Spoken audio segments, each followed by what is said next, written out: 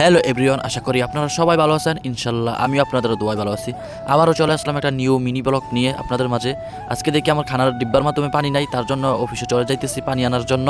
আর এখানে ডিপোর দিয়ে যাইতে সময় অনেকগুলো কুত্তাও আমার ধরতে চাইছিল, আমি টান দিয়ে আইসা পড়ছি। আর এই দিক দিয়ে আমাদের অফিসের সামনে যাওয়ার আগে দিয়ে অনেকগুলো কোম্পানি আছে, দেখতে অনেক সুন্দর, অনেক বিভিন্ন ধরনের কোম্পানি আছে।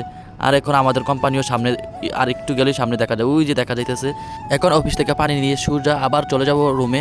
আমার একটু পাকশাক করা লাগবে, তার জন্য তাড়াতাড়ি করতেছি। আর অফিসের ভিতরে ঢুকে সাথে সাথে পানি নিয়ে নিলাম এখান থেকে। আর এখানে অফিসটা দেখেন, আমাদের অফিসটা কীরকম। এখানে সব ধরনের গাড়ি আছে, বেকুই তেট ফেলুটার হইতে সব কিছুই আছে এখানে।